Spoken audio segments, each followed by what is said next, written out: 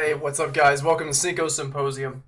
All right, we got the whole debacle between the Daily Wire, Steven Crowder, coming out saying the big con, the big conservative, how these big conservative companies are ripping people off. Turns out to be Daily Wire, and now we're having back and forth. You had Candace Owens on the Tim Pool show, or the Timcast show, and then now you got Ben. She addressed it a little bit, and Ben's going to address it more.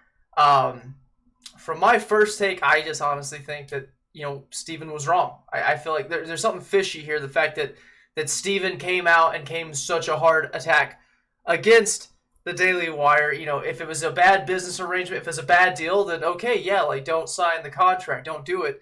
But now, I don't know, it's kind of seeming a little bit more nefarious. And Steven Crowder is going to come on Timcast this coming Monday, so I'm excited to see that episode and see what he says. But that was my very first take, and we're going to listen to Ben Shapiro here talk about, he breaks down the timeline a little bit more for people that aren't aware. So we're going to get into that. Please hit that like button, share, subscribe. That helps me out. Comment, let me know what you think. Let's listen to Ben Shapiro and what he says. This term sheet offering him Wait. October 5th is when we sent him this term sheet offering him October $50 million over 4 years plus a 2-year extension for $25 million. Basketball player type money. On November 2nd, Steven called up Jeremy and said, I want $30 million a year and a bunch of changes to the term sheet. I'm not going to redline the term sheet. I'm not going to edit the term sheet. I just want you to send me a brand new offer. Okay, so that's first thing I want to address is because Steven came out after the whole thing, after Jeremy Boring issued a rebuttal back to this, and Crowder sat there for 15 minutes saying, this isn't about money. This isn't about money. This is about the terrible terms and what they're doing for young streamers. I'm doing this to fight for the country. And I'm going to call it BS just because of that fact right there. Because if it wasn't for more money, then why did he ask for more? Why did he return back to the Daily Wire, and why did he request more? The deal is it was about money, it's just then the Daily Wire didn't agree to those terms.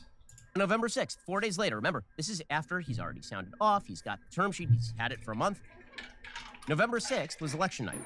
You'll recall, if you're a Daily Wire fan, Steven Crowder appeared on our election night coverage. Everything was very friendly. Everything was very chummy. Everything was great. November 14th or thereabouts, we decided that we couldn't meet his demands. That his demands were not rational in business terms, that he wanted too much money, and all the rest of it. Okay. So they hadn't disagreed with the terms yet. Crowder came back that second with a counteroffer saying, you need to give me 30 mil each year.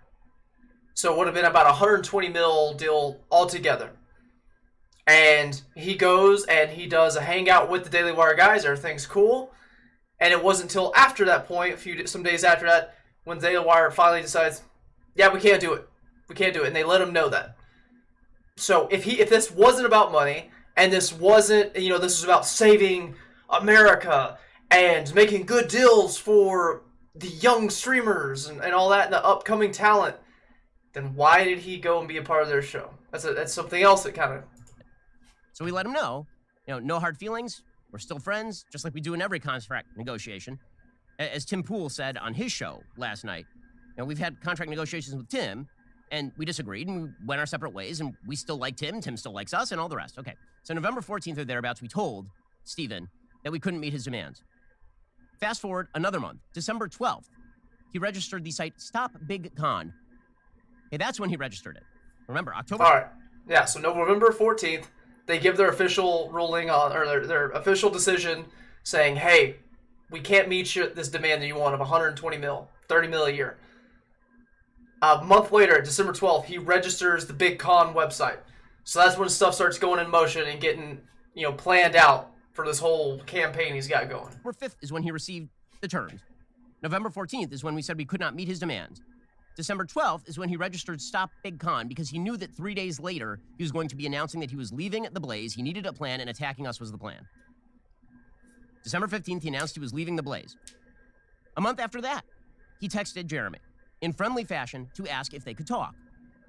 On January 9th, he called Jeremy and proceeded to tape him.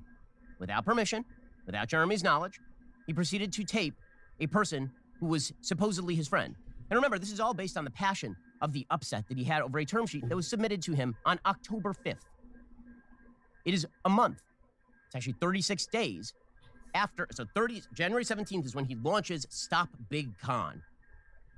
So just to get this straight, just to get the timeline straight, because this is what we would call a premeditated move in an attempt to grow your email list. This means 104 days elapsed between when Steven Crowder received the term sheet that we submitted to him and when he launched Stop Big Con. 104 days. Yep. So, I mean, to me, it further cements that my original idea that, that it was something's fishy, It felt something was off. And it seems fishy that if it wasn't about money, because Crowder has said that, if it wasn't about money, then why did he go back for more? And why did he go hang out with the Daily Wire guys up until he got the point, up until, he was cool with them until they had said, you know what, we can't do this. We can't meet that what you want. It's not going to happen. And, businesses and people negotiate and do contracts all the time. It doesn't mean, just because one's bad, I don't think it means that one becomes... You become an enemy because you don't want to, the agreement isn't there, right? And for Steven to sit there and say, well, this is about the battle for the culture and battle for America, if you're going to argue that Daily Wire is not doing good things, we could sit there and go about that for a long time. There might be things that we can disagree, say, maybe Daily Wire could be doing better or something like that, but overall, they've been a strong, insane influence on the cultural dominance for the right. The fact that they're making movies, they're making entertainment, that they're talking about these things, they're pushing issues. But yeah, they're coming up, they're actually making some competition for Hollywood. But then the fact that, Crowder makes the website Stop Big Con December 12th, and then over a month later in January, then he texts Jeremy Boring to have a phone conversation. And I'm saying you're allowed to record whoever you want, but it seems weird that you would record your friend and then try to use that against them.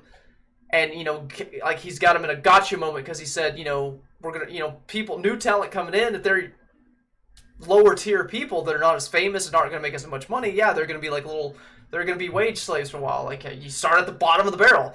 That's kind of with any job, I thought, that's just working your way up. But, I don't know. It seems fishy. Crowder seems fishy with this. I don't like it. I'm with the Daily Wire thus far. Crowder's going to be on Timcast Monday night. We'll see what he says. We'll see how it goes. Right now, I'm on the Daily Wire side. I think something's weird with Crowder's side and his story and what he's trying to do. It seems like to me that he's pushed this narrative and he's pushed this problem to try to get himself, because he's going to launch his own network, right? He's going to make his own, big conservative media group, and he wants people to come join him in the fight versus maybe the Daily Wire. That's honestly what it seems like to me. Let me know your opinion. Hit that like button. Until next time, y'all have a great day.